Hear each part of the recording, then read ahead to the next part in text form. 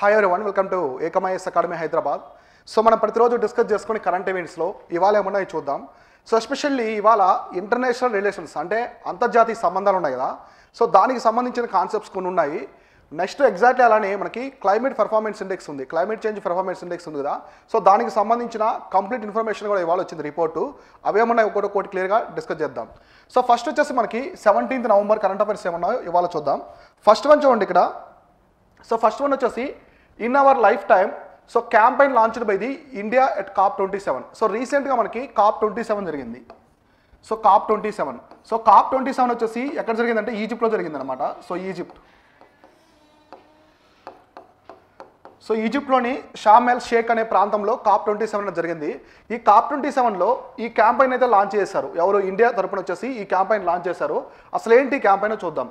So National Museum of Natural History under the Ministry of Environment and Forest Climate Change. So ఇది వచ్చేసి ఏ ministry కింద work చేస్తూ ఉంటుందంటే Ministry of Environment, Forest and Climate Change. So ఈ ministry కింద work చేస్తుంటుంది. Exactly దీంతో పాటు UNDPతో కూడా వర్క్ చేస్తుంటుంది, jointly working with the UNDP. So United Nations Development Programme. So ఈ రెండు కూడా జాయింట్గా వర్క్ చేసి ఈ ప్రోగ్రామ్ని అయితే లాంచ్ చేసాయి అనమాట. ఎగ్జాక్ట్గా ఈ ప్రోగ్రామ్ ఎక్కడ లాంచ్ చేశాయంటే COP27 దగ్గర COP27 మీట్లో లాంచ్ చేసాయి. అవర్ లైఫ్ టైమ్ అని చెప్పేసి ఒక క్యాంపెయిన్ని. అసలు ఏంటి ఈ క్యాంపెయిన్ యొక్క మెయిన్ ఉద్దేశం ఏంటంటే క్లైమేట్ చేంజ్ మీద, ఎగ్జాక్ట్లీ అలానే సస్టైనబిలిటీ. సో సస్టైనబుల్ డెవలప్మెంట్ తెలుసు కదా. సస్టైనబుల్ డెవలప్మెంట్ అంటే మనకి ఎర్త్ మీద ఉన్నటువంటి రిసోర్సెస్ మొత్తం కూడా అవి న్యాచురల్ రిసోర్సెస్ కావచ్చు, ఏవైనా సరే మనం వరకే కాకుండా నెక్స్ట్ జనరేషన్స్ కూడా అందించాలి. ఆ వనరుల మొత్తాన్ని కూడా మనం రిసోర్సెస్ని నెక్స్ట్ జనరేషన్స్ కూడా అందించాలి. దాని యొక్క మెయిన్ థీమే సస్టైనబుల్ డెవలప్మెంట్ యొక్క మెయిన్ థీమ్ అదే. సో ఈ సస్టైనబుల్ డెవలప్మెంట్ అంటే ఇప్పుడు ఇక్కడ ఏం చెప్పారు? లైఫ్ టైం అని చెప్పారు. So exactly life styles. So life styles అనమాట. సస్టైనబుల్ లైఫ్ స్టైల్స్ అని ఎలా ఉండాలనేది యూత్లో ఒక అవేర్నెస్ క్రియేట్ చేయాలనే ఉద్దేశంతో ఈ క్యాంపెయిన్ తీసుకొచ్చారు. ఇక్కడ చూడండి, మేజర్గా ages of the 18 to 23. So 18 సంవత్సరాల నుంచి 23 ఇయర్స్ ఉంటాయి కదా యూత్. సో మొత్తం యువతలో ఒక అవేర్నెస్ తీసుకురావాలి. దేని గురించి? Sustainable life style. So sustainable life style అంటే అందులో చాలా ఇండికేటర్స్ ఉంటాయి. మామూలుగా ఎన్విరాన్మెంట్కి ఎటువంటి హాని చేయకుండా, సో తర్వాత ఈ ఎమిషన్స్ ఉంటాయి కదా, ఇటువంటి కావచ్చు, కొన్ని వేస్టేజెస్, ఎన్విరాన్మెంటల్ వేస్టేజెస్ ఉంటాయి కదా మనకి, ఈ వేస్ట్ ఇట్లాంటివి అన్నిటి మీద కూడా కంప్లీట్ అవేర్నెస్ తీసుకురావడం ఉద్దేశంతో ఈ ప్రోగ్రామ్ అనేది తీసుకొచ్చారు, ఈ క్యాంపెయిన్ని. ఇది ఎవరు తీసుకొచ్చారంటే మేజర్గా మీరు గుర్తుపెట్టుకోండి ఇక్కడ. సో మనకి national Museum of natural history అంటే మినిస్ట్రీ ఆఫ్ EFCC ఉంటుంది కదా, అదొకటి అనమాట. So ministry of Environment, Forest and Climate Change. So ఇదొకటి ప్లస్ UNDP, ఈ రెండు కలిసి ఈ క్యాంపెయిన్ అయితే చేస్తున్నాయి అనమాట, లైఫ్ టైం అనే క్యాంపెయిన్ని. సో ఇది ఎక్కడ స్టార్ట్ చేస్తారో కూడా చూసుకోండి. COP27 ఈజిప్ట్లోని షామ్ ఎల్ షేక్ అనే ప్రాంతంలో జరిగింది రీసెంట్గా. అక్కడ దీన్ని లాంచ్ చేశారు. సో నెక్స్ట్ ఎగ్జాక్ట్లీ COP27లోనే ఇండియా స్వీడన్ కలిసి ఒక అగ్రిమెంట్ చేసుకున్నాయి. సో స్వీడన్ తెలుసు కదా, స్వీడన్ వచ్చేసి స్కాండినేవియన్ కంట్రీస్ చూసుకోండి. మనకి బాల్టిక్ సీ కావచ్చు, నార్త్ సీ ఆ రీజన్లో ఉంటాయి. సో నెక్స్ట్ మనకి India host the lead IT summit. So lead IT summit with the Sweden in COP27 Egypt. So ఈ లీడ్ ఐటీ సమ్మిట్ అనేది ఏ కంట్రీతో అగ్రిమెంట్ చేసుకున్నాయంటే స్వీడన్. సో స్వీడన్ దేశంతో వచ్చేసి అగ్రిమెంట్ అయితే చేసుకున్నాయి. సో మేజర్ చూడండి, India Sweden hosted the lead IT summit. So lead IT summit on the side lines of the COP27 in the Sharm El Sheikh in Egypt. So ఏ ప్రాంతంలో జరిగేదంటే Sam El Sheikh అనే ప్రాంతంలో జరిగేది అనమాట, ఈజిప్ట్లో వచ్చేసి. ఇక్కడ COP27 జరిగింది. ఈ COP27లో ఇండియా స్వీడన్ వాళ్ళు అయితే ఈ అగ్రిమెంట్ చేసుకున్నారు. ఈ సమ్మిట్ అనేది చిన్న సమ్మిట్ అనమాట. ఇప్పుడు మనకి G20 సమ్మిట్స్ ఇలాంటివి జరిగేటప్పుడు బిలేటరల్ సమ్మిట్స్ కూడా జరుగుతాయి. ఇప్పుడు నరేంద్ర మోదీ గారు బాలి వెళ్ళారు. సో బాలి వెళ్ళిన తర్వాత యూకేతో కావచ్చు, రిమైనింగ్ కంట్రీస్ ఉంటాయి G20 కంట్రీస్, వాటితో పాటు బిలేటరల్ మీటింగ్స్ కూడా జరుగుతాయి సపరేట్గా. అదేది G20 కాకుండా అపార్ట్ ఫ్రమ్ దట్ రిమైనింగ్ కూడా జరుగుతూ ఉంటాయి కదా. ఎగ్జాక్ట్లీ అలానే మనం COP27 దగ్గర ఇండియా స్వీడన్ కలిసి ఈ లీడ్ ఐటీ సమ్మిట్ అయితే చేశారనమాట. సో అసలు ఏంటి ఈ లీడ్ ఐటీ సమ్మిట్ అంటే ఏంటో మనం చూద్దాం. So the leadership for the industry transition. So చాలామంది ఐటీ అంటే ఇక్కడ ఇన్ఫర్మేషన్ టెక్నాలజీ అనుకుంటారు, కాదు, ఇండస్ట్రీ ట్రాన్సిషన్ అనమాట. ఇండస్ట్రీ ట్రాన్సిషన్ అంటే so complete big picture of the industries. మనకి ఇండస్ట్రీస్ ఉంటాయి కదా, పరిశ్రమలు, దానికి సంబంధించినటువంటి కంప్లీట్ విషయాలన్నీ కూడా ఇక్కడ డిస్కస్ చేసుకున్నారు. So lead IT initiative focuses and low carbon transition. ఈ పాయింట్ ఇక్కడ చూసుకోండి. So low carbon transition of the hard to abate industrial sector. So మనకి ఇండస్ట్రీస్ చాలా రకాలు ఉంటాయి. మనకి ఇండియాలో వచ్చేసి 8 కోర్ ఇన్ఫ్రాస్ట్రక్చర్ ఇండస్ట్రీస్ ఉంటాయి. ఇందులో క్రూడ్ ఆయిల్ కావచ్చు, రిఫైనరీస్, న్యాచురల్ గ్యాస్, ఫెర్టిలైజర్స్, ఇట్లా చాలా ఉంటాయి ఇండస్ట్రీస్. సో ఎగ్జాక్ట్లీ ఇండస్ట్రీస్లో ఈ మ్యానుఫ్యాక్చరింగ్ చేసే గూడ్స్ చేసేటప్పుడు ఇవి లో కార్బన్ ఎమిషన్స్తో ఉండాలి. మెయిన్గా ఎన్విరాన్మెంట్కి ఎటువంటి హామ్ అనేది చేయకుండా లో కార్బన్ ఎమిషన్స్తో తీసుకురావాలి. మనం ఏం చెప్పుకున్నాము ఇండియా తరపున 2070, సో 2070కి నెట్ జీరో ఎమిషన్స్ అనేది తీసుకురావాలని చెప్పేసి ఒక టార్గెట్ పెట్టుకున్నాం. సో 2070కి ఆ టార్గెట్ మనం రీచ్ అవ్వాలంటే కంపల్సరీ లో కార్బన్ ఎమిషన్స్ని మనం మెయింటైన్ చేయాలి. అలానే నెట్ జీరో ఎమిషన్స్ వరకు కూడా వెళ్ళాలన్నమాట. కాబట్టి ఇండస్ట్రియల్ సెక్టార్స్లో ఎస్పెషల్లీ ఈ లీడ్ ఐటీ సమ్మిట్ యొక్క మెయిన్ థీమ్ ఏంటంటే ఇండస్ట్రియల్ సెక్టార్స్లో వచ్చి లో కార్బన్ ఎమిషన్స్తో పాటు తీసుకొచ్చి ఎన్విరాన్మెంట్కి ఎలాంటి హాని ఉండకూడదని చెప్పి చేశారు. ఇక్కడ ఏ కంట్రీతో చేసుకున్నామంటే ఇండియా, స్వీడన్ కలిసి చేసుకున్నాం అనమాట. సో స్వీడన్ వచ్చేసి ఇట్స్ ఏ స్కాండినేవియన్ కంట్రీ, గుర్తుపెట్టుకోండి. సో ఇది వచ్చేసి అగ్రిమెంట్ జరిగింది ఇండియాకి, స్వీడన్కి మధ్య. సో నెక్స్ట్ వచ్చేసి climate change performance index. So ప్రతి 2 డేస్కి మనకి ఒక ఇండెక్స్ కావచ్చు, ఒక రిపోర్ట్ కానీ మనం కరెంట్ ఈవెంట్స్లో చూస్తూ ఉన్నాం. రిపోర్ట్ కానీ ఇండిసెస్ వస్తుంటాయి కదా. సో ఎగ్జాక్ట్లీ అలానే ఇది వచ్చేసి క్లైమేట్ చేంజ్ పర్ఫార్మెన్స్ ఇండెక్స్ 2023కి సంబంధించింది. సో ఇక్కడ చూడండి, the climate change performance index 2023 released which was published by 3 environmental non governmental organisations. So ఇక్కడ చూడండి, ఎన్విరాన్మెంట్కి సంబంధించినటువంటి ఎన్జిఓస్ అనమాట, నాన్ గవర్నమెంటల్ ఆర్గనైజేషన్స్ ఒక 3 వచ్చేసి దీన్ని రిలీజ్ చేస్తాయి. ఏది క్లైమేట్ చేంజ్ పర్ఫార్మెన్స్ ఇండెక్స్ని. ఆ ఎన్జిఓస్ ఏమున్నాయి చూద్దాం. సో ఫస్ట్ వచ్చేసి జర్మన్ వాచ్ ఒకటి, next new climate institute. So new climate institute ఒకటి, అలానే ఫైనల్గా వచ్చేసి మనకి climate action network international. So climate action network international, ఈ 3 అనమాట. సో ఇక్కడ వచ్చేసి ఒక ఎన్జిఓ ఒకటి, నెక్స్ట్ వచ్చేసి second one, next third one. ఈ 3 కలిసి ఈ నాన్ గవర్నమెంట్ ఆర్గనైజేషన్స్ ఈ రిపోర్ట్ని అయితే రిలీజ్ చేస్తాయి. దీన్ని క్లైమేట్ చేంజ్ పర్ఫార్మెన్స్ ఇండెక్స్ని రిలీజ్ చేస్తాయి. సో ఒకటి German watch, new climate institute, next వచ్చేసి క్లైమేట్ యాక్షన్ నెట్వర్క్ అని ఇంటర్నేషనల్, ఇవి రిలీజ్ చేస్తాయి. Though India rose 2 spots to the rank 8 out of the 63 countries. So India rank ఎంత వచ్చేసి ఇక్కడ వచ్చేసి 8th అనమాట. సో ఇంతకుముందు ఇంకా ఎక్కువ ఉండేది ర్యాంక్, కొంచెం పైకి 2 స్పాట్స్ పైకి వచ్చేసి 8th ర్యాంక్ అయితే వచ్చింది out of the 63 countries. So ఇది క్లైమేట్ చేంజ్ పర్ఫార్మెన్స్ ఇండెక్స్ 2020. ఈ క్లైమేట్ చేంజ్లో వచ్చేసి ఇండియా ర్యాంక్ వచ్చేసి 8th. సో 8th ర్యాంక్ అయితే వచ్చింది. అసలు మేజర్గా ఏంటి ఈ క్లైమేట్ చేంజ్ పర్ఫార్మెన్స్ ఇండెక్స్, దేన్ని బేస్ చేసుకొని వీళ్ళు ర్యాంక్స్ అనేది ఇస్తారు, ఎటువంటి స్కోర్ ఇస్తారు, దీనిలో ఎటువంటి కేటగిరీస్ ఉంటాయో ఇప్పుడు మనం చూద్దాం. సో ఇది వచ్చేసి క్లైమేట్ చేంజ్కి సంబంధించినటువంటి CCPI ఉంది కదా, tracks the climate change performance of the European union and 59 countries. So ఇక్కడ ఒకటి యూరోపియన్ యూనియన్ ఒకటి, తర్వాత 59 కంట్రీస్. ఆల్మోస్ట్ ఇక్కడ వచ్చేసి యూరోపియన్ యూనియన్లో మనకి చాలా కంట్రీస్ ఉంటాయి. సో ఇది ఒక యూనియన్ అనమాట, కంప్లీట్గా యూరోపియన్ కాంటినెంట్కి సంబంధించిన కంట్రీస్ అన్ని కూడా అందులో ఉంటాయి. తర్వాత 59 కంట్రీస్. ఈ కంట్రీస్ మొత్తాన్ని కూడా వాళ్ళు కొన్ని ఇండికేటర్స్ తీసుకొని చేశారు. So countries which together accounts for over 92% of the GHG emissions. So green house gas emissions ఉన్నాయి కదా. సో ఒక యూరోపియన్ కంట్రీ యూనియన్ కావచ్చు ప్లస్ ఈ 59 కంట్రీస్ కలిసి 92% ఆఫ్ ది గ్లోబల్ మనకి గ్రీన్ హౌస్ గ్యాస్ ఎమిషన్స్ ఉన్నాయి కదా, అందరినీ రిలీజ్ చేస్తున్నాయి అనమాట ఎమిషన్స్ని. సో తర్వాత in the world the climate protection performance is assessed in the following 4 categories. ఇప్పుడే చెప్పాను కదా నేను, ఏ రిపోర్ట్ అయినా కావచ్చు, అలానే మనకి ఏ ఇండిసెస్ అయినా మనకి ఇండెక్స్ ఉంటాయి కదా. ఇప్పుడు మనకి గ్లోబల్ హంగర్ ఇండెక్స్ అన్నాడు, ఏమేమి తీసుకుంటాడు ఇండికేటర్స్, అండర్ నరిష్మెంట్ కావచ్చు, child fasting, child stunting, child mortality, so under 5 age వరకు తీసుకుంటాడు. ఇప్పుడు హ్యూమన్ డెవలప్మెంట్ ఇండెక్స్ ఉంది, ఇండికేటర్స్ ఏం తీసుకుంటాడు, సో లైఫ్ ఎక్స్పెక్టెన్సీ కావచ్చు, ఇన్కమ్, లిటరసీ, ఇట్లా ఒక ఇండికేటర్స్ని బేస్ చేసుకొని ఒక కంట్రీ పర్ఫార్మెన్స్ని తీస్తారన్నమాట. ఇప్పుడు మనకైనా అకాడమీలో ఎలా చూస్తారు, సబ్జెక్ట్స్ యొక్క పర్సంటేజెస్ని మార్క్స్ని తీసుకొని ఒక స్టూడెంట్ యొక్క పర్ఫార్మెన్స్ని చెప్తారు. ఎగ్జాక్ట్లీ అలానే వచ్చేసి ఇక్కడ కూడా 4 కేటగిరీస్ తీసుకున్నారు. ఇక్కడ 4 కేటగిరీస్లో మొత్తం వచ్చేసి కంప్లీట్గా ఈ 4 కేటగిరీస్లో 14 ఇండికేటర్స్ ఉంటాయన్నమాట. సో 4 కేటగిరీస్లో 14 ఇండికేటర్స్ ఉంటాయి. ఆ ఇండికేటర్స్ ఏమేమి ఉంటాయంటే చూడండి, ఈ 4 కేటగిరీస్. ఒకటి GHG ఎమిషన్స్ అనమాట, ఇది 40% వెయిటేజ్ ఉంటుంది ఇందులో. సో GHG అంటే మనకి గ్రీన్ హౌస్ గ్యాసెస్ ఉన్నాయి కదా, గ్రీన్ హౌస్ గ్యాసెస్ యొక్క వెయిటేజ్ తీసుకుంటాడు. ఇందులో 40% వెయిటేజ్ అనేది తీసుకుంటాడు. తర్వాత renewable energy. So renewable energy మనకి సోలార్ ఎనర్జీ కావచ్చు, wind, tidal energy, geothermal ఇవి ఉన్నాయి కదా. సో వాటిని తీసుకుంటాడు ఇక్కడ, వాటిని 20% వెయిటేజ్ అయితే తీసుకుంటాడు. సో తర్వాత ఎనర్జీ యూజ్, ఒక కంట్రీ అనేది ఎనర్జీని ఎంతవరకు యూజ్ చేస్తుంది, అది మనకి కన్వెన్షనల్ ఎనర్జీ ఉందా, రెన్యూవబుల్ ఎనర్జీ ఉందా, సో ఎటువంటి తీసుకుంటున్నారు అనేది ఇక్కడ మేజర్గా ఇంపార్టెంట్. దాన్ని 20% వెయిటేజ్ అయితే తీసుకుంటాడు. తర్వాత క్లైమేట్ పాలసీ, అంటే ఆ కంట్రీ అనేది ఇప్పుడు మనకి COP21 జరిగింది, ఎక్కడ జరిగింది, ప్యారిస్లో జరిగింది. So COP21, so COP21 Paris 2015లో జరిగింది. సో దీంట్లో మేజర్గా మనకి కాన్ఫరెన్స్ ఆఫ్ పార్టీస్ అనేవి జరుగుతాయి కదా, ఇది ఎవరు కండక్ట్ చేస్తారు? United Nations framework. So United Nations framework convention on climate change ఇది కండక్ట్ చేస్తుంది.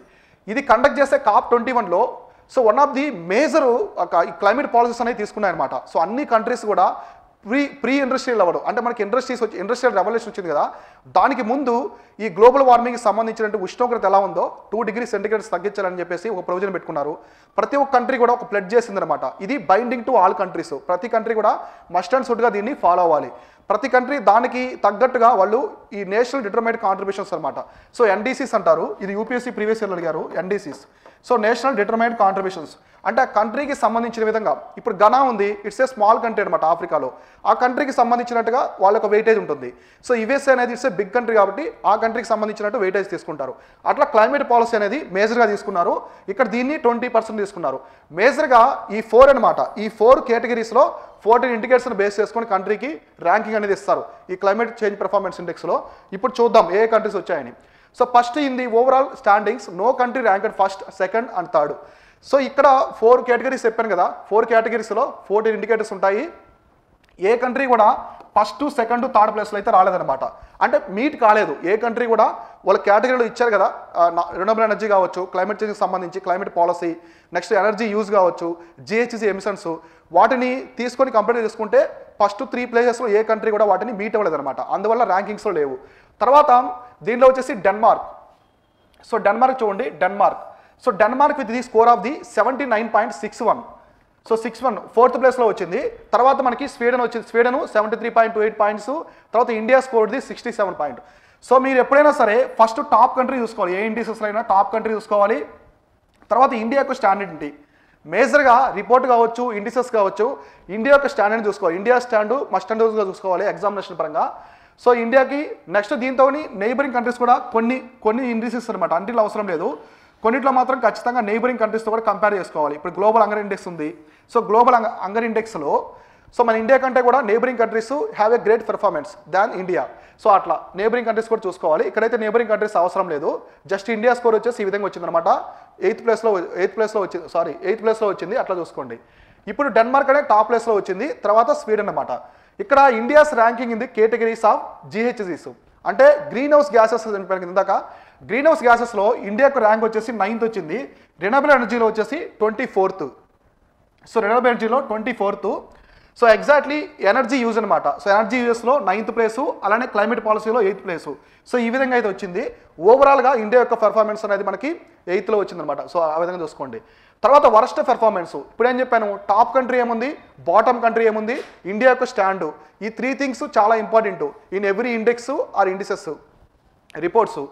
So the worst performance in the overall ranking ఇది Iran, Saudi Arabia and Kazakhstan.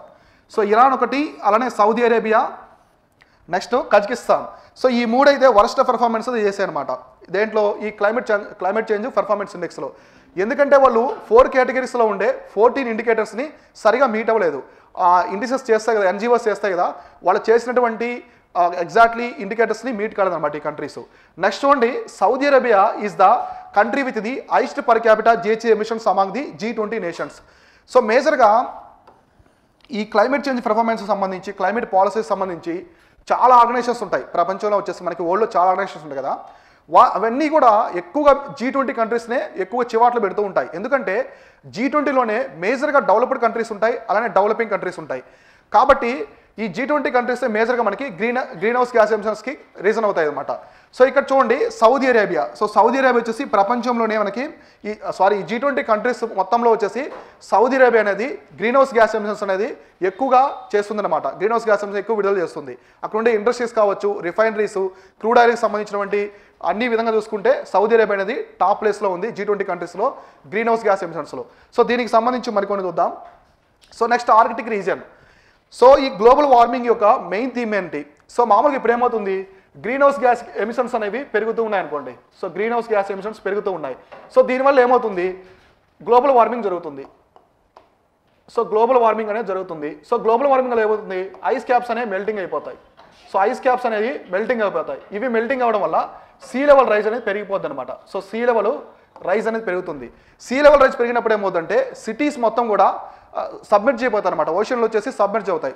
So మనకి ఇందిరా పాయింట్ అని చెప్పేసి ఒక పాయింట్ ఉన్నది, ఎక్కడంటే exactly below the Andaman and Nicobar islands దగ్గర ఒకటి ఉన్నదనమాట. అది southern most point of the India. After 2004 tsunami తర్వాత ఆ మొత్తం ఇందిరా పాయింట్ అంతా కూడా సబ్మిట్ చేయడిపోయింది అనమాట, దాంట్లో కలిసిపోయింది. నెక్స్ట్ ఎగ్జాక్ట్లీ సేమ్ అలానే న్యూమూర్ ఐలాండ్ అని చెప్పేసి ఒకటి ఉంటుంది, న్యూమూర్ ఐలాండ్ అని exactly located below the Bangladesh అనమాట. సో బంగ్లాదేశ్కి కింద ఉంటుంది ఎగ్జాక్ట్గా, అది అడ్మినిస్ట్రేటెడ్ బై ఇండియా. ఇది కూడా ఏమైందంటే ఒక తుఫాను వచ్చి, పెద్ద తుఫాను బే ఆఫ్ బెంగాల్ మొత్తం కూడా సబ్మిట్ చేసింది. సో ఎందుకు సబ్మిట్ అవుతున్నాయి ఈ లొకేషన్స్ అన్ని, ఎందుకు సబ్మిట్ అవుతున్నాయంటే సో ఉండాల్సిన ప్రాంతం కంటే కూడా సీ లెవెల్ రైజ్ అయినప్పుడు ఆ ప్రాంతం కూడా అక్కడంతా సబ్మిట్ చేయబోతుంది. సో ఇండియా యొక్క వెస్టర్న్ కోస్ట్ మొత్తం కూడా సబ్మెర్జ్డ్ కోస్ట్ అంటారు, అలాగే ఈస్టర్న్ కోస్ట్ మొత్తం కూడా ఎమర్జ్డ్ కోస్ట్ అంటారు. ఎందుకంటే వెస్టర్న్ కోస్ట్ మొత్తం కూడా సీ లెవెల్కి సబ్మిట్ అవుతూ ఉంటుంది. అందుకే ఈ సీ లెవెల్ రైజ్ పెరిగినప్పుడు మన ఇండియాలో మొట్టమొదటి సిటీ వచ్చేసి ముంబై మునిగిపోతుంది అనమాట. సో ముంబై వచ్చేసి మునిగిపోయేదానికి ఎక్కువ అవకాశం ఉందని కూడా క్లైమేట్ ఎక్స్పర్ట్స్ అనేవాళ్ళు చెప్తూ ఉన్నారు. ఎందుకంటే వెస్టర్న్ కోస్ట్ మొత్తం కూడా సబ్మెర్జ్డ్ ఉంటుంది. కొచ్చి కావచ్చు, మంగళూరు, తర్వాత ముంబై, ఇవన్నీ కూడా సీ లెవెల్కి చాలా దగ్గర ఉన్నాయి. సో మెరిన్ డ్రైవ్ ఉంది కదా, మెరిన్ డ్రైవ్ చూడండి, మనకి చిన్న తుఫాన్లు వచ్చినా కూడా మెరిన్ డ్రైవ్ వరకు సీ లెవెల్ రైజ్ అనే వస్తుంది. ఎందుకంటే సీ లెవెల్ రైజ్ పెరగడానికి మెయిన్గా రీజన్ వచ్చేసి ఆర్కిటిక్ రీజన్. సో మనకి ఆర్కిటిక్ రీజన్ అనేది నార్త్ పోల్ దగ్గర ఉంటుంది, ఇలా ఐస్ క్యాప్స్ ఉంటాయన్నమాట. ఈ ఐస్ క్యాప్స్ మొత్తం కూడా ఏమవుతుందంటే గ్లోబల్ వార్మింగ్ వల్ల, భూమంతా వేడెక్కడం వల్ల ఈ ఐస్ క్యాప్స్ అన్ని కూడా కరిగిపోతూ ఉన్నాయి. ఇట్లా కరిగిపోయి సీ లెవెల్ రైజ్ అనేది పెరుగుతూ ఉంటుంది. సో ఇక్కడ మేజర్గా మీరు గుర్తుపెట్టుకోవాల్సిన ఇంపార్టెంట్ థింగ్ ఏంటంటే ప్రపంచం మొత్తం మీద కూడా so across the world sea level అనేది యూనిఫామ్గా ఉంటుంది. సో ఎక్కడ కూడా ఒక లొకేషన్లో సీ లెవెల్ హైగా, ఇంకొక లొకేషన్లో సీ లెవెల్ తక్కువగా ఉండదు. సో అక్రాస్కి వచ్చేసి ఈక్వల్గా ఉంటుంది. అందుకే ప్యారిస్ సమ్మిట్లో కూడా, ప్యారిస్ COP 27 ఉంది కదా, 21 ఉంది కదా, 21లో కూడా వాళ్ళు చెప్పింది అదనమాట, సీ లెవెల్ రైజ్ అనేది ఏ లొకేషన్లో పెరిగినా కూడా ప్రపంచం అంతా కూడా ఇంపాక్ట్ చూపిస్తుందని చెప్పేసి వాళ్ళు చెప్పడం జరిగింది. సో నెక్స్ట్ చూడండి, ఇక్కడ global warming can be seen the most dramatically as the area is warming twice. So యాక్చువల్గా COP 27లో ఈ క్లైమేట్ ఎక్స్పర్ట్స్ కావచ్చు, కంట్రీకి సంబంధించిన రిప్రజెంటేటివ్స్ వాళ్ళు ప్రిడిక్ట్ చేసిన దానికంటే కూడా ట్వైస్ అనమాట, రెండింతలు ఈ ఐస్ క్యాప్స్ మొత్తం కూడా కరిగిపోతున్నాయి, మెల్టింగ్ అయిపోతూ ఉన్నాయి. Next the ice cap in the Arctic is sinking fast and the volume of Arctic sea ice is declined by the as much of 75%. So మనకి భూమి మీద ఉండే మొత్తం ఆర్కిటిక్ రీజన్లో ఉండే ఐస్ క్యాప్స్ మొత్తం మీద 75% of the ice caps already melted అనమాట. So ఇంకా ఈ విధంగా మెల్ట్ అవుతూ ఉంటే ప్రాసెస్ అనేది కంటిన్యూ జరుగుతూ ఉంటే ఆల్మోస్ట్ స్మాల్ ఐలాండ్స్ కావచ్చు, cities near to the Coast, ఇవన్నీ కూడా మునిగిపోయేదానికి, సబ్మిట్ చేయడానికి అవకాశం ఉందని చెప్పేసి చెప్తున్నారు. సో రీసెంట్గా మనకి కొన్ని ఐలాండ్స్ ఉంటాయి, చిన్న చిన్నవి, మెలనేషియా కావచ్చు, ఓషినియా రీజన్ ఉంది కదా పసిఫిక్ రీజన్లో, అక్కడ చిన్న చిన్న ఐలాండ్స్ ఉన్నాయి. ఫిజీ ఐలాండ్ కావచ్చు, ఫిజీ ఐలాండ్ ఆల్మోస్ట్ అక్కడ మొత్తం కూడా ఇండియన్ ఒరిజిన్ పీపులే ఉంటారు. 80% ఆఫ్ ది పాపులేషన్ వచ్చి ఇండియన్ ఒరిజిన్ పీపులే ఉంటారు. నెక్స్ట్ తువాలు కంట్రీ కావచ్చు, వనాతు, ఇట్లాంటి కిరిబాతి, ఇటువంటి కంట్రీస్ ఉన్నాయి కదా, ఇవన్నీ కూడా స్మాల్ ఐలాండ్ కంట్రీస్ ఇది ఓషినియా మనకి పసిఫిక్ ఓషన్లో ఉంటాయి.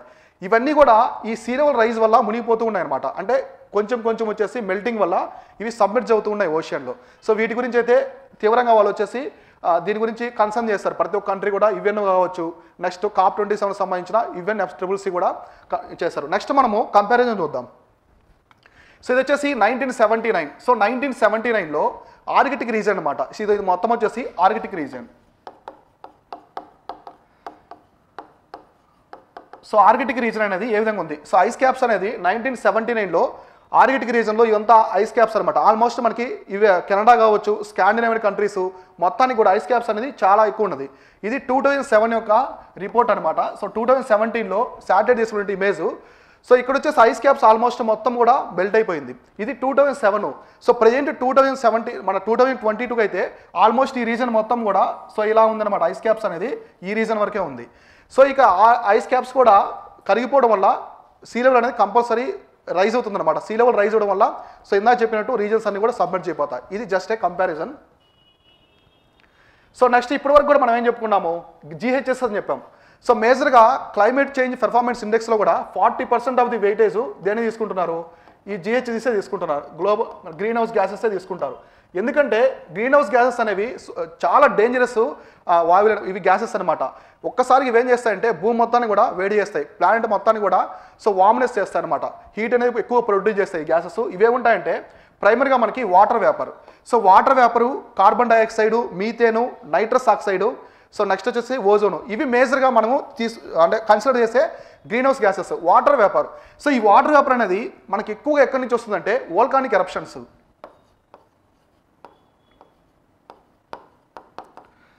సో వోల్కానిక్ ఎరప్షన్ నుంచి ఎక్కువగా రిలీజ్ అయ్యే గ్యాస్ వచ్చేసి ఈ వాటర్ వేపర్ అనమాట. సో వోల్కానిక్ ఎరప్షన్స్ నుంచి మనకి వోల్కానిక్ ఎరప్షన్స్ ఉంటాయి కదా, సో వోల్కానిక్ ఎరప్షన్స్ వచ్చినప్పుడు వీటిలో నుంచి మనకి మాగ్మా ఉంటుంది, ఇక్కడ వచ్చేసి మాగ్మా ఛాంబర్ ఉంటుంది. సో ఇది బయటకు వస్తే దీని ఏమంటామంటే లావా అంటాం. సో ఈ లావా వచ్చినప్పుడు ఎక్కువగా మనకి వాటర్ వేపర్ అనేది రిలీజ్ అవుతుంది అనమాట. సో అక్కడి నుంచి రిలీజ్ అయ్యే water vapour it's so dangerous. So ఆ వాటర్ వేపర్ అనేది పర్యావరణానికి అంటే ఎన్విరాన్మెంట్కి కావచ్చు, మన చుట్టూ ఉండే ఈ ఎకాలజీ ఎన్విరాన్మెంట్కి మొత్తానికి కూడా హాని చేస్తుంది అనమాట. It's harmful to the environment. So next వచ్చేసి కార్బన్ డైఆక్సైడ్, ఇక్కడ నుంచి కార్బన్ డైఆక్సైడ్ రిలీజ్ అవుద్ది. ఇక్కడే కాకుండా మనకి కార్బన్ మోనాక్సైడ్ లాగే కొన్ని మనకి కోల్ ఉంటాయి కదా, సో థర్మల్ కోల్ ప్లాంట్స్ కావచ్చు, అక్కడ కూడా మీథేను, కార్బన్ డైఆక్సైడ్, నైట్రస్ ఆక్సైడ్ ఇవన్నీ కూడా రిలీజ్ అవుతూ ఉంటాయి. సో నైట్రస్ ఆక్సైడ్ కూడా చాలా ఇంపార్టెంట్, NTO. సో NTO వచ్చేసి లాఫింగ్ గ్యాస్ అంటారు. సో లాఫింగ్ గ్యాస్ అంటారు. సో అపార్ట్ ఫ్రమ్ దట్ ఇవైతే గ్రీన్ హౌస్ గ్యాస్ ఎమిషన్స్ అనమాట. సో ఇవి కాకుండా ఇంకొన్నిటి కూడా మనం గ్రీన్ హౌస్ గ్యాస్ కింద తీసుకుంటారు, కానీ మేజర్గా వచ్చేసి గ్రీన్ హౌస్ గ్యాసెస్ అంటే ఇవి అంటే ప్రైమరీ. సో ఇవి వచ్చేసి చాలా లో వెయిటేజ్ ఉంటాయి గ్రీన్ హౌస్ గ్యాసెస్లో. అవి ఎస్పెషల్లీ వచ్చేసి carbon monoxide. So carbon monoxide ఎక్కువగా రిలీజ్ అయ్యేది వెహికల్స్ నుంచి అనమాట. సో మనకి పాత వెహికల్స్ ఉంటాయి కదా, సో వెహికల్స్ డీజిల్ వెహికల్స్ వాటి నుంచి వచ్చే పొగ ద్వారా ఈ కార్బన్ మోనాక్సైడ్ రిలీజ్ అవుద్ది. అందుకే సుప్రీంకోర్టు ఢిల్లీలో వచ్చేసి కంప్లీట్గా 10 years ఉన్నటువంటి డీజిల్ వెహికల్స్ ఉంటాయి, 10 years మోర్ ఉంటాయి కదా, ఆ లైఫ్ టైం ఉన్న డీజిల్ వెహికల్స్ మొత్తాన్ని కూడా బ్యాన్ చేసింది అనమాట న్యూఢిల్లీలో. సో తర్వాత ఫ్లోరినేటెడ్ గ్యాసెస్, కొన్ని ఫ్లోరినేటెడ్ గ్యాసెస్ ఉంటాయి. ఇవి ఎస్పెషల్లీ ఎక్కడ వస్తాయంటే మనకి పెయింటింగ్స్ ఉంటాయి కదా, ఇండస్ట్రియల్ పెయింటింగ్స్ ఉంటాయి కదా, వాటిలో నుంచి బయటకు వస్తూ ఉంటాయి అనమాట. So next chlorofluoro carbons. So chlorofluoro carbons అనేవి కూడా సో మనకి స్టబుల్ బర్నింగ్ కావచ్చు, అక్కడి నుంచి వస్తాయి. దీని వచ్చేసి బ్లాక్ కార్బన్ అంటారు, చాలా ఇంపార్టెంట్. ఇంకోటి వచ్చేసి బ్లాక్ కార్బను. ఈ బ్లాక్ కార్బను ఇవి వచ్చేసి సూట్ అంటారు, ఇది ఇంపార్టెంట్. ఇంతకుముందు యూపీఎస్సీ ప్రీవియస్లో కూడా అడిగారు. సో బ్లాక్ కార్బన్ వచ్చేసి సూట్ అని పిలుస్తారు. సో నెక్స్ట్ దీంతో పాటు brown carbon. So black carbon, brown carbon, కానీ ఇక్కడ వచ్చేసి బ్లాక్ కార్బన్ అనేది లిటిల్ బిట్ డేంజరస్ అనమాట compare to the brown carbon ఇట్లా. So among the greenhouse gases only water vapour can absorb the both incoming ultraviolet and outgoing infrared radiation. So ఇందాక నేను చెప్పాను కదా, water vapour అనేది చాలా dangerous compare to the remaining greenhouse gases అని. ఎందుకంటే so only water vapour can absorb the both incoming UV rays అంటే ultraviolet, next infrared. So infrared rays ఈ రెంటిని కూడా ఇది ఎక్కువగా అబ్జర్వ్ చేసుకుంటుంది అనమాట. సో ఇది వాటర్ వేపర్, అందుకే వాటర్ వేపర్ అనేది చాలా డేంజరస్. ఈ వాటర్ వేపర్ కూడా ఎక్కువగా ఈ వోల్కానిక్ ఎరప్షన్స్ ఉంటాయి కదా, ఇక్కడ నుంచి వస్తాయన్నమాట. వోల్కానిక్ నుంచి ఎరప్షన్స్ నుంచి వచ్చే వాటర్ వేపర్ అనేది టూ డేంజరస్. సో ఇట్లా నెక్స్ట్ ఇంకోటి ఓజోన్. సో చాలా మందికి ఇక్కడ డౌట్ రావచ్చు, సో ఓజోన్ అనేది మంచిదే కదా, మనకి సన్ నుంచి అల్ట్రావైలెట్ రేస్ వస్తాయి కదా, అవి రాకుండా మనకి ఓజోన్ అనేది కాపాడుతూ ఉంటుంది కదా, ఎందుకు ఓజోన్ మనకి డేంజరస్ అని ఇక్కడ చెప్తున్నారంటే, ఓజోన్ అనేది మనకి 2 types ఉంటుంది. సో ఒకటి వచ్చేసి ట్రోపోస్ఫియర్లో ఉంటుంది ఓజోను. సో మనకి ట్రోపోస్ఫియర్ ఉంది కదా, సో ట్రోపోస్ఫియర్ దగ్గర ఉండే ఓజోను, ఇక్కడ ఉండే ఓజోన్ అనేది ఇట్స్ ఏ గుడ్ వన్ అనమాట. ఇదేం చేస్తుంది అంటే ఓజోను మనకి అల్ట్రావైలెట్ రేస్ వస్తాయి కదా, వాటి నుంచి మనల్ని కాపాడుతూ ఉంటుంది, protect from the ultraviolet race. ఎప్పుడైతే ఈ ఓజోను గ్రౌండ్ లెవెల్కి వస్తుందో, సో గ్రౌండ్ ఓజోన్ అనమాట. సో గ్రౌండ్ ఓజోన్ అనేది డేంజరస్. సో ఓజోన్ అనేది ట్రోపోస్ఫియర్ దగ్గర ఉండి మనల్ని కాపాడితే it's okay, it's a good one. So ఎప్పుడైతే ఓజోన్ అనేది గ్రౌండ్ లెవెల్లో ఉంటుందో, సో ఇప్పుడు మీరు ఢిల్లీలో అబ్జర్వ్ చేస్తే న్యూఢిల్లీలో, సో ఓజోన్ అనే వాయువు మనకి గ్రౌండ్ లెవెల్లోనే ఎక్కువ ఉంటుంది. సో జస్ట్ 10 meters 100 meters లెవెల్లోనే ఓజోన్ ఉంటుంది. It's a dangerous for the environment. So ఇట్లా ఆ ఓజోన్ అనేది డేంజరస్ అనమాట, అందుకు దాన్ని గ్రీన్ హౌస్ గ్యాస్ ఎమిషన్స్గా చేస్తారు. ఈ ఓజోన్ ఎప్పుడైతే గ్రౌండ్ లెవెల్కి చేరుతుందో ఇట్స్ వార్మ్స్ ది ప్లానెట్ అనమాట, మొత్తం ప్లానెట్ మొత్తాన్ని కూడా వార్మ్ చేసేస్తుంది. అందువల్ల గ్రీన్ హౌస్ గ్యాస్ ఎమిషన్ అనేది చాలా చాలా డేంజరస్ అని చెప్పి చెప్తున్నారు. అందుకే క్లైమేట్ చేంజ్ పర్ఫార్మెన్స్ ఇండెక్స్లో కూడా 40% ఆఫ్ ది వెయిట్ ఎందుకు ఇచ్చారంటే 40% ఎందుకు ఇచ్చారంటే దాంట్లో ఈ గ్రీన్ హౌస్ గ్యాస్ ఎమిషన్స్ అనేది చాలా ఇంపార్టెంట్ అని చెప్పేసి. సో ఇందులో ఫస్ట్ ప్లేస్లో ఏది ఉంది మనకి G20 నేషన్స్లో Saudi Arabia. So Saudi Arabia వచ్చేసి top performer of the greenhouse gases in the G20 nations. So next వచ్చేసి India Russia holds the trilateral meet on the Afghanistan. So Afghanistan మీద మనకి ఇంటర్నేషనల్ రిలేషన్స్ అంటే అంతర్జాతీయ సంబంధాల్లో చాలా meets జరుగుతుంటాయి. Heart of Asia అని చెప్పేసి ఒక సమ్మిట్ జరుగుతుంది. సో నెక్స్ట్ రీసెంట్గా ఆఫ్ఘనిస్తాన్ని తాలిబాన్ గవర్నమెంట్ అనేది పరిపాలిస్తుంది. It's completely control under the Talibans. So Talibans community మీకు తెలుసు కదా, సో తాలిబాన్స్ కమ్యూనిటీ గురించి అపార్ట్ ఫ్రమ్ దట్, సో ఇక్కడ ఆఫ్ఘనిస్తాన్ మీద మీటింగ్ అనేది జరుగుతుంది, ట్రైలేటరల్ మీటింగ్. ఏ కంట్రీస్ అంటే చూడండి, so India participated in the 4th meeting of the Moscow format consultations. ఇక్కడ ఇది గుర్తుపెట్టుకోండి, so remember this, Moscow format consultations and Afghanistan. So especially ఈ మాస్కో ఫార్మేట్ కన్సల్టేషన్స్లో దేని గురించి డిస్కస్ చేస్తారంటే కంప్లీట్ అనమాట political structure, social structure, economic structure of the Afghanistan. So which was held in the Moscow November 16th. So ఇది మాస్కోలో జరిగింది, రష్యాలోని మాస్కోలో November 16th రోజున. దీని గురించి డిస్కస్ చేసుకున్నారు ఆఫ్ఘనిస్తాన్ మీద. Special envoy and senior officials from the Russia, చూడండి Russia, China, Pakistan, Iran, Kazakhstan and Kyrgyzstan, Tajikistan, Turkmenistan, Uzbekistan. So ఈ కంట్రీస్లో ఉన్నటువంటి రిప్రజెంటేటివ్ హెడ్స్ మొత్తం కూడా ఎన్వైస్ ఇందులో పార్టిసిపేట్ చేశారు. So it was introduced in the 2017. So మొట్టమొదటిసారి దీని అయితే 2017లో ఇంట్రొడ్యూస్ చేశారు దేన్ని, మాస్కో ఫార్మేట్ కన్సల్టేషన్స్ని. So basis on the 6-party mechanism to consultations among the special representative from the Russia, Afghanistan, China, Pakistan, Iran, India. So మామూలుగా ఈ మాస్కో ఫార్మేట్ అనేది కన్సల్టేషన్స్ అనేది స్టార్ట్ చేసినప్పుడు ఈ కంట్రీస్ మేజర్గా ఉన్నాయన్నమాట. సో రష్యా ఒకటి, Afghanistan, China, Pakistan, Iran and India. So ఇప్పుడు ఆఫ్ఘనిస్తాన్లో మొత్తం కూడా కాన్ఫ్లిక్ట్ అనేది వేరుగా ఉంది. సో మనకి బిఫోర్ గోయింగ్ టు మనకి ఇండిపెండెన్స్ వచ్చింది కదా, ఇండియాకి ఇండిపెండెన్స్ అనేది 1947లో వచ్చింది, కానీ ఆఫ్ఘనిస్తాన్కి 1945లోనే వచ్చింది. So Afghanistan is once a most developed country. So అక్కడ వచ్చేసి ఉమెన్ కావచ్చు, ఉమెన్ ఎంపవర్మెంట్ సో చాలా ఉండేదన్నమాట, డ్రెస్సింగ్ సెన్స్లో కావచ్చు, ఎడ్యుకేషన్ పరంగా. So women have more rights before the 1947 before.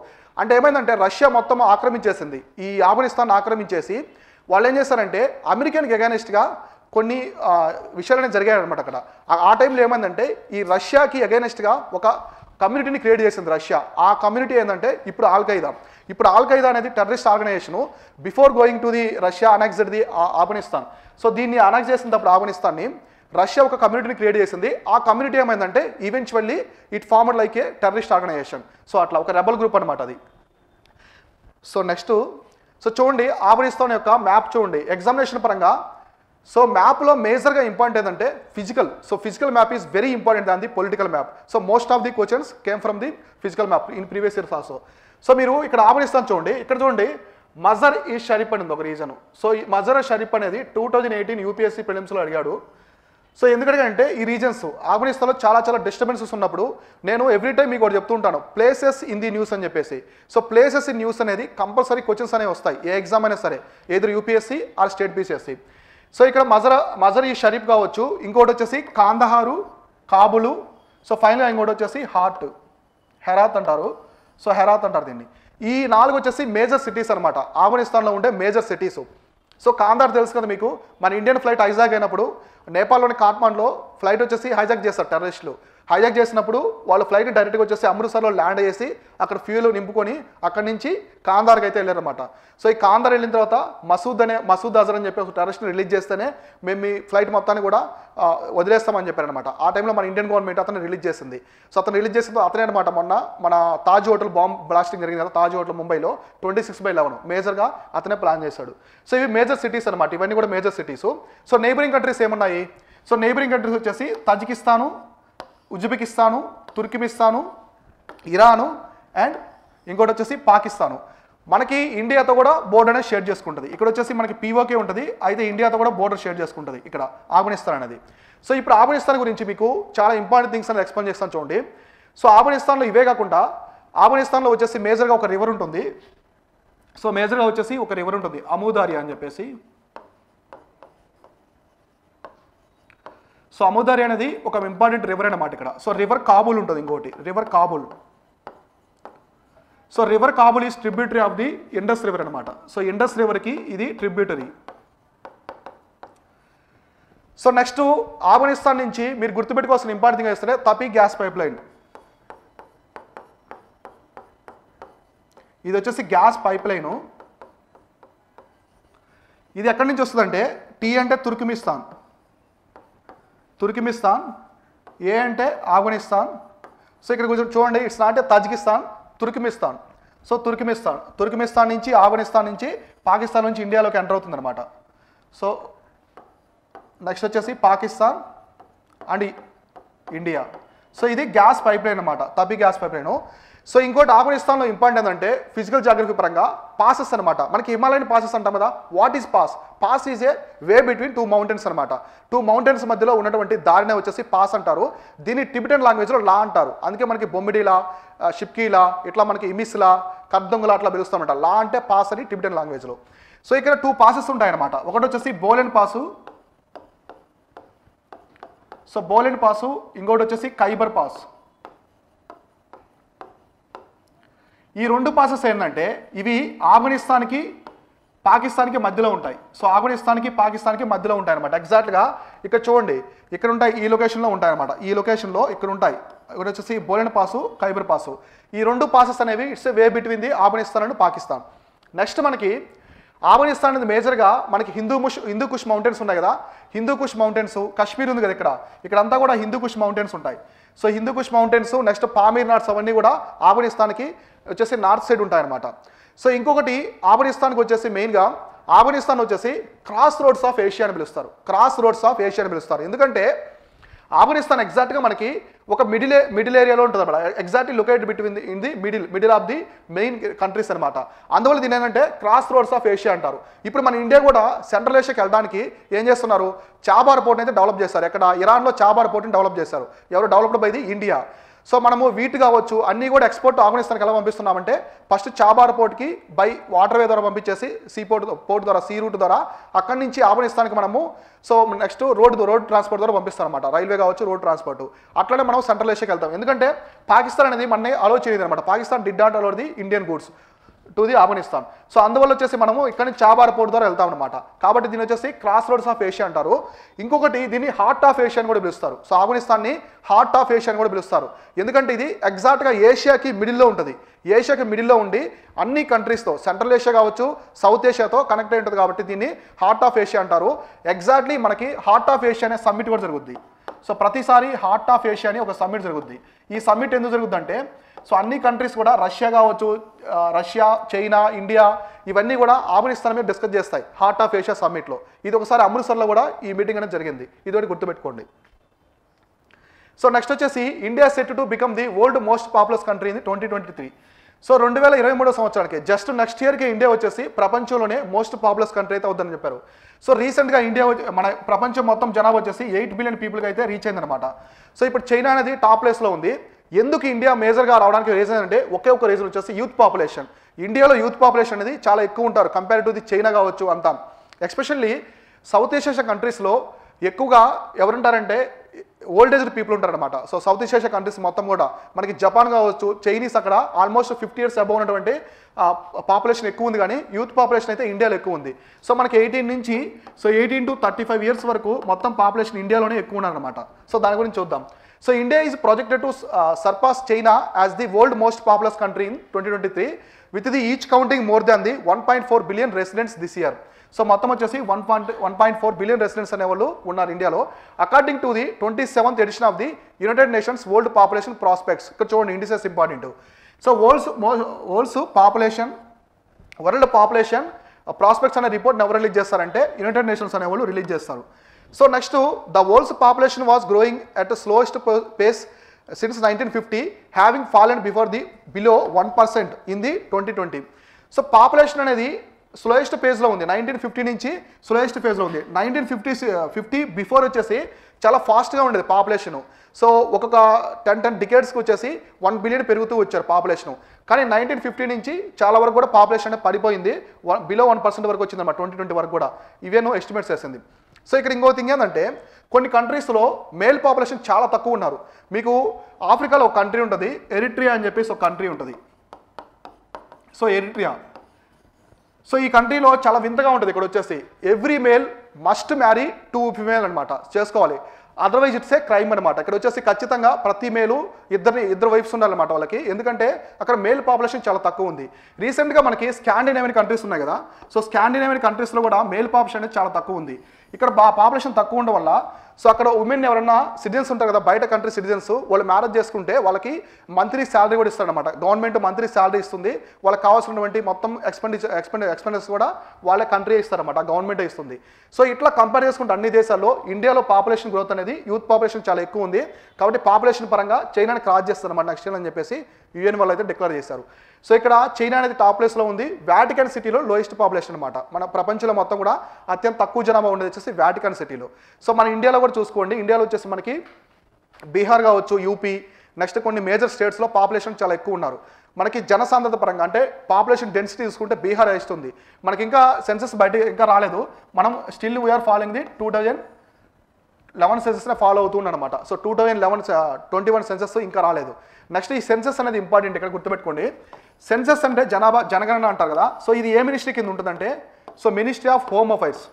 So home affairs కింద ఉంటుంది అనమాట సెన్సెస్ అనేది.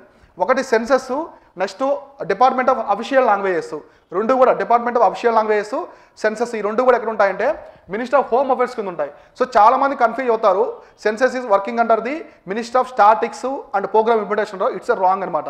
సో ఇది మినిస్టర్ ఆఫ్ హోమ్ అఫైర్స్ కింద ఉంటుంది. సెన్సెస్ మొత్తం కూడా మినిస్టర్ ఆఫ్ స్టాటిక్స్ కింద అయితే ఉండదు అనమాట. సో ఇట్లా ఇది. So next G20 nations launched the climate shield fund. So shield fund అని చెప్పేసి ఒకదాన్ని తీసుకొచ్చాయి, G7 కంట్రీస్ తీసుకొచ్చాయి. Global shield fund coordinated by the G7 presidents Germany. So ఇప్పుడు మనకి ఎక్కడ జరిగింది రీసెంట్గా జర్మనీలో G7 సమ్మిట్ అనేది జరిగింది. సో మునిచ్ అనే సిటీలో వచ్చేసి జరిగింది అనమాట. And the V20 group of the climate vulnerable countries. It AIIMS to rapidly provide free arranging insurance and disaster protecting funding.